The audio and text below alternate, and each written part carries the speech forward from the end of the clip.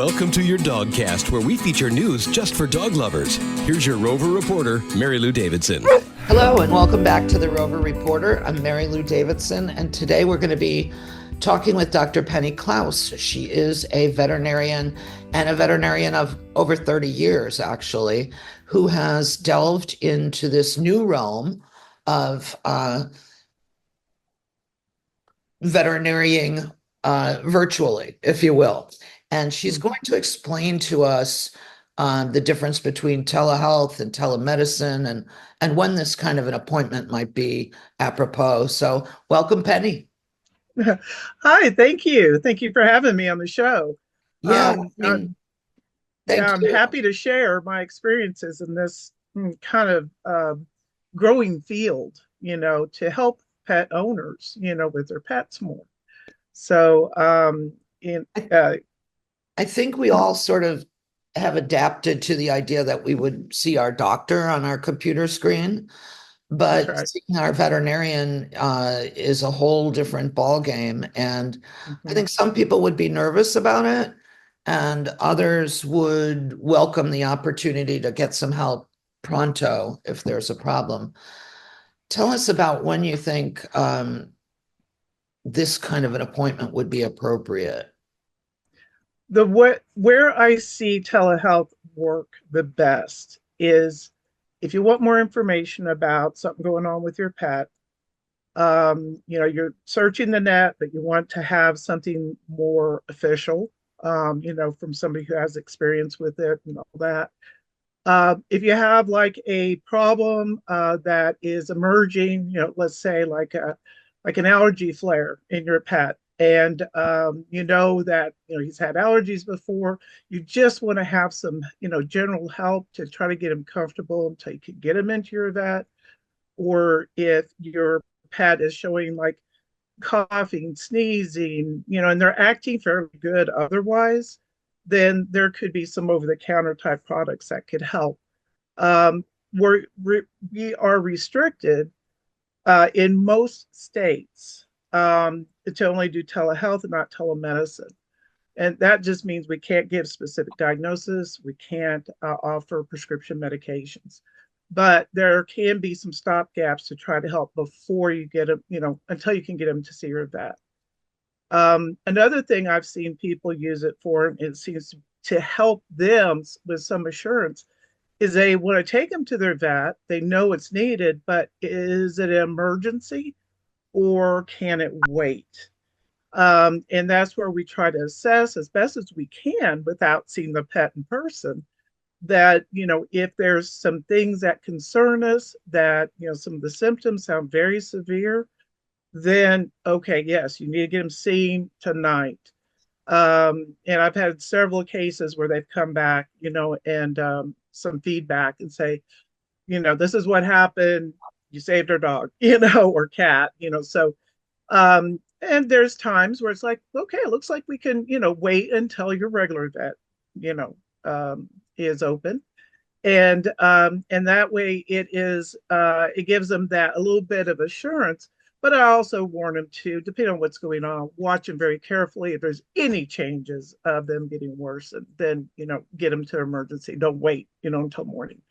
Yeah, So that's such a terrible those are the best feeling. things. Yeah, a terrible Yes. feeling. Your vet's office is closed, but the Right. ER is 30 minutes away, and you're going to be looking at A big expense. a big bill, no matter what. Right. So, And that's true. but yet you're not going to risk your pet's life. So having this stopgap sort of fail-safe Fills in that. Yeah. situation would be Fills in helpful. that. I've also seen people seeking second opinions. Sure. Where, their vet is trying everything they can. They've been to multiple vets. They just want some clarity. It's best if records can be shared, x-rays, that sort of thing. But I've worked with several of those, and then I draw from my years of experience and say, okay, has this been checked? Has this been checked? And sometimes some of the things hadn't been thought of to check yet. Yeah. And then they go back to their vet and say, hey, what about this, or this? And in I can't say every time, but sometimes that has helped getting kind of new eyes, on a case. Yeah. So, I have a vet that I've been with for 15 years, and Hmm. there are many times that I would just love to hop on a Zoom call with her or whatever the platform is. Right. Do you see that most practices will be moving this way in the future, or is it still If an outlying thing? Yeah, the problem right now, it would be great, and there are some clinics I've heard that they link the platform, the online platform with their clinic. That way, you have a little more seamless care. That okay, you have a vet from the clinic checking them out, and then referring them to that clinic, if they're local. Right. And so I've heard of it happening, but the biggest thing is the shortage of veterinarians. Since COVID, that has become a huge thing. There are many areas where they have to wait a long time to get in for appointments. And there's, in this, it's causing a lot of problems for pet owners to get the care for their pets that they used to easily be able to get, back before COVID and all that. So Why do you think there is a shortage of veterinarians? a lot of the older ones retired during COVID. A lot of clinics have shut down, and there's um, a lot of them are more proactive in work-life balance. So we're not working the huge hours, that really were tough on the health and everything. So it is cutting back on the accessibility of veterinarians. That's what I have heard, and that's kind of what I have seen, like in our area, those particular reasons. There may be more out there, especially nationally. Um, but that is one of the biggest complaints that I hear most consistently is I have a hard time getting to my vet. Well, because of their scheduling, and there's other reasons people have hard times getting to their vet. Yeah. But yeah, so that seems to be an issue. In our area, we've seen a lot of practices get sort of eaten up by corporate groups. Yes. Is that also prevalent in Texas? Oh yeah. Yeah. Hmm. They I'm in the Dallas area, and we were seeing clinics that I, saw for years, decades, ever since I graduated from vet school, that were mom and pop type. And then usually as the vet retires, the easiest thing, if they're big enough, they're making enough income, the corporates, kind of offer, to buy them and then Sure. take them over. And so we saw many around us doing that. Right. It's And hard to find an independent. we have quite a few mobile vets and a few, I think, concierge offerings, Hmm. where you pay a Yes. flat fee for the year. Hmm. But I think the telehealth idea is the most appealing, would be the most appealing, just for the to avoid the necessary inconvenience of perhaps getting your, 120-pound mastiff down Yes. to the office where you have to be careful that there's no other animals around. Other animals. Yes. So, but I know seeing someone in person is probably the most reassuring. So Hmm. tell us about some of the cases that you've dealt with as a telehealth veterinarian. Quite a few different ones. That's the thing that I have found quite exciting, is that I can help pet owners on the platforms I've worked on worldwide. I've talked with people from Australia and Canada and New Zealand and of course United States and all that. And the second opinion ones have been very challenging and interesting. I see a lot of skin cases, ear cases. I see a lot of urinary tract type symptoms. Cats, they're always male cats can always be in danger of blocking, and I've had to counsel a lot of clients, as far as what to watch for when they see their cat, like going to the litter box all the time, making sure they're peeing, that sort of thing. And if it sounds like, oh, we could be in danger of being blocked, emergency clinic, visit. I see a lot of wounds, skin, tumors. There's behavioral questions. See a lot of dogs that, on the requests that I see come in, a lot of dogs that ate something they shouldn't have, and Right. they're requesting help, what to do with that. The it For the most part, though, on those with possible poisonings or toxins, the pet poison hotlines are a good source because they have all the data. They can also, with a case number, the client can go to their vet, and then the vet can get more information about the best way to treat. Um, So like I know a the ASPCA poison control line. Right, yeah, the pet, yeah, they've got a huge database and they can give a lot more information quickly. I know a lot of people take those requests. I kind of shy away from them because I've always recommended using the poison control. Even when I get one in, I'm kind of calling them because they can get, there's all sorts of human medications that we're not aware of, and Oh, it takes us a better. long time to research it, study it, and we need to know as quick as possible how to help that pet, in the And best way time is of the possible. essence, right? Yes, it is. So me personally, there's a lot of people that do feel comfortable, especially if they've already encountered it before, but that's something that in people that are concerned about a toxin, that's your best place to go, Gotcha. something like that. And so there's like portals that you work through, right? You don't Hmm. call Dr. Klaus Oh, no, no. specifically, Um, right? there are a couple of platforms I am working on because I like it because they handle things a little bit differently. And I,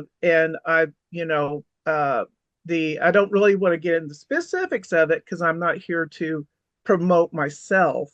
I just want pet owners to be aware of the telehealth and or televet, I should say, services, and understand there are restrictions to it.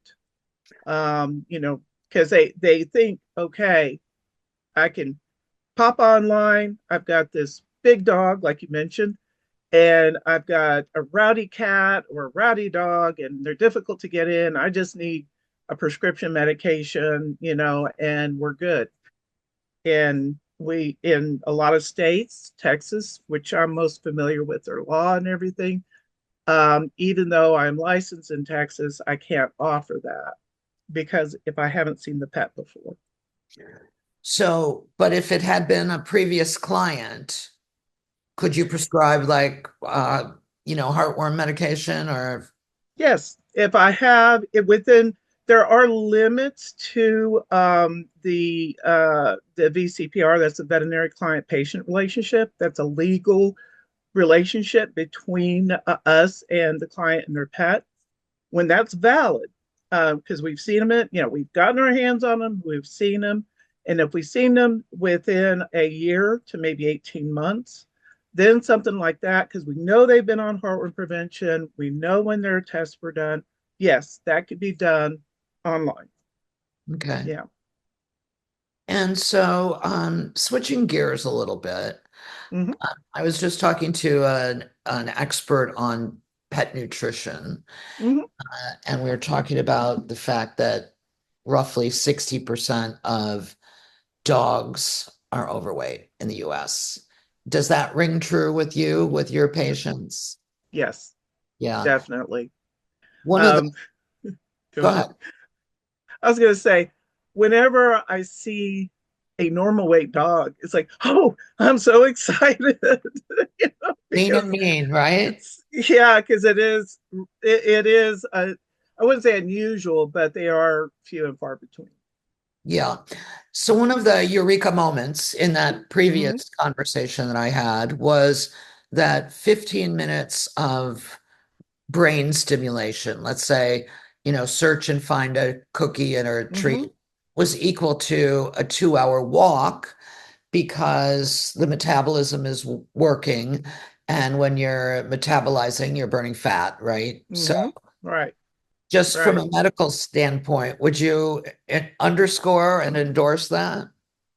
I see a lot of talk, about toys, to play with, to get, treats, that kind of using their prey instincts to help.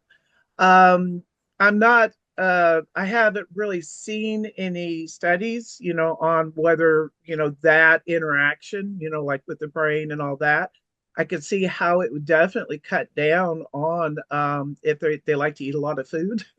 It could cut down on that because as they're eating, they realize, hey, I'm full, instead of having a big bowl in front of them and they just eat and eat because it's there. So they get past that point of feeling full, Right.